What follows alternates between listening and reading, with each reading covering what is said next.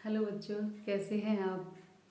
आज मैं आपको किसी विषय के, किसी सब्जेक्ट के ऊपर, किसी टॉपिक के ऊपर कुछ पढ़ाने नहीं आई हूँ। आज मैं बस आपसे चर्चा करने आई हूँ।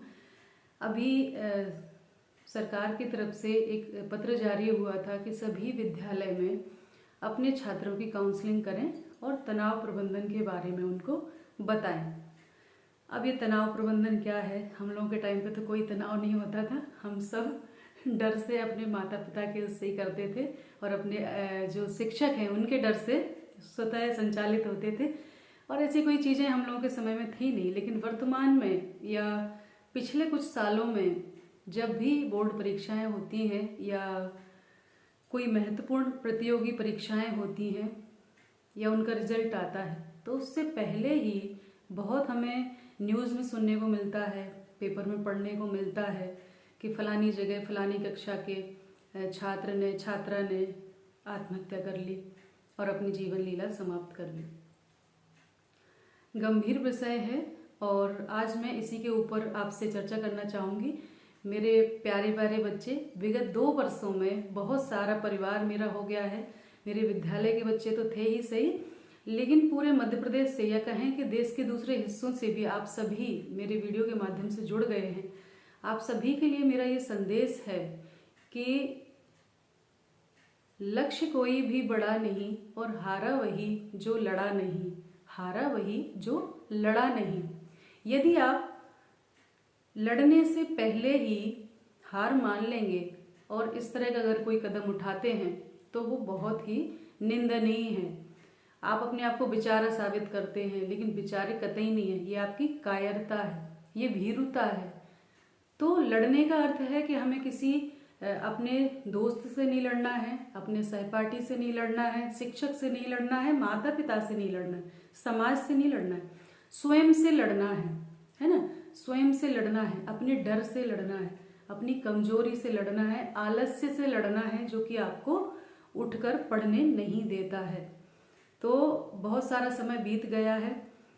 आधे वर्ष तक कहीं विद्यालय खुले, कहीं नहीं खुले, बंद हुए, ये सब चलता रहा। शासन भी ये सब बातें जानते हैं, उसी के अनुसार वो पेपर भी सेट करते हैं। सारी परिस्थितियों को सब जान रहे हैं कि कैसे पढ़ाई हुई, क्या हुआ, उसके अनुसार ही पेपर का स्तर भी कहीं ना कहीं उस अनुसार ही सेट करते हैं। तो घबराने की आवश्यकता नहीं है। आपने जो अध्ययन किया है वही आने वाला है। बस अब जो समय बचा है उसमें हम क्रमबद्ध तरीके से, बस जैसे पेपर आएगा आपके पास पर्याप्त गैप मिलता है, 1 दिन का, 2 दिन का, 5 दिन का, आप उसमें नया पढ़ने की बजाय पुराना जो पढ़ा है उसको दोहराएं और जो चीज़ें छूट रही हैं उनको तैयार करें। कोई बड़ी बात नहीं है अंक प्राप्त करना, परीक्षा में अंक प्राप्त करना। मैं पास होने की बात नहीं कर रही, पास तो सभी होंगे, लेकिन अच्छे अंक कैसे लाएं। कंपटीशन का ज़माना है, कॉलेज में एडमिशन लेना है और 12वीं के बच्चों के लिए बहुत महत्वपूर्ण होता है, इसके साथ ही 10वीं वालों के लिए भी, क्योंकि उनको जो सब्जेक्ट दिया जाता है कहीं ना कहीं उसमें परसेंटेज का महत्वपूर्ण स्थान रहता है। तो अपने अंक कैसे बढ़ाएं इस पर हम ध्यान दें। छोटी छोटी चीज़ों को सबसे पहले ये देखें कि क्या पूछा गया है, वो हम दोहराएं। पुराने प्रश्न पत्र जो आपके पास हैं उनको घर पर ही प्रैक्टिस करें, पूरा 2 घंटे का समय लेकर उनको लिखें बाकायदा, जैसे आप बोर्ड परीक्षा में लिख रहे हैं।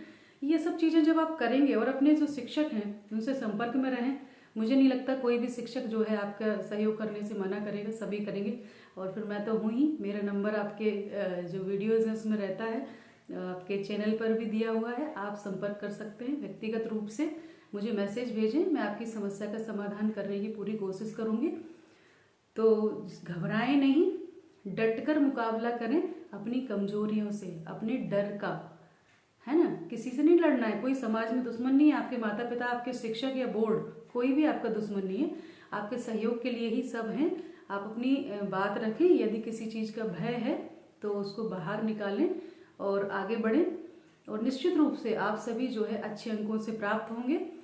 आपका जीवन केवल आपका नहीं है, आपके माता पिता का, इस समाज का, इस देश की धरोहर हैं आप। हम अपने आप में इंडिविजुअल नहीं होते कि हमने फैसला ले लिया कि हमें अपने साथ ये करना है तो हमने कर लिया।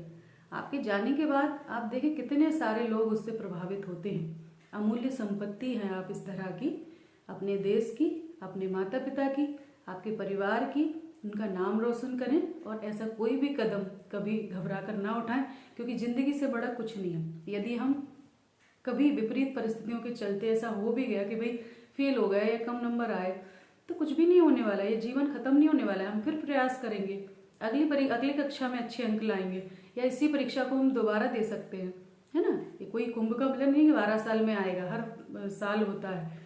तो कोई भी फेलियर लाइफ का आखिरी नहीं होता। हम आगे प्रयास करेंगे और आगे इसको बढ़ेंगे। मैं एक बहुत बड़ा उदाहरण हूँ। बचपन में किन्हीं परिस्थितियों बस बहुत सारी सबकी अपनी अपनी होती हैं, या बिना ऐसी बारीकियों के समझाइश के हम जो मेरी परीक्षा में एकेडमिक में बहुत अच्छे नंबर कभी नहीं आए हैं, लेकिन मैं आज एक शिक्षिका के रूप में शासकीय सेवा कर रही हूँ, और इससे पहले भी 2 और शासकीय सेवाओं में मेरा चयन हुआ था, ये तीसरी है। तो ये उदाहरण है कि आप सिर्फ एकेडमिक में अच्छे नंबर नहीं आए हैं तो हम आगे भी कुछ नहीं कर पाएंगे, ऐसा नहीं होता है। आप अपना पूरा 100% दें, बाकी जो परिणाम है वो अच्छा ही आएगा, और परमात्मा से प्रार्थना करें कि सब कुछ अच्छा हो। सभी को बहुत बहुत शुभकामनाएं। मेरे सभी बच्चे, सारे प्रदेश के, पूरे देश के बच्चे जो इसे सुने वो ध्यानपूर्वक गौर करें कि लड़ें, लेकिन स्वयं की कमजोरियों से, स्वयं से नहीं लड़ें, स्वयं की कमजोरियों से लड़ें। और ऐसी कोई भी चीज़ नहीं है, मनुष्य ने ही सब कुछ, ये मोबाइल, ये इंटरनेट, ये प्रक्षेपास्त्र, इतना सारा सब कुछ बनाया है। तो जब मनुष्य ने बनाया तो मनुष्य से बड़ा कुछ नहीं है, उसकी बुद्धि बहुत तेज है। बस ये सही दिशा में सही प्रयास करने से सफलता मिलेगी, और घबराएंगे नहीं। लड़ने से पहले तो बिल्कुल भी नहीं हार मानना है ना। जय हिंद, जय भारत।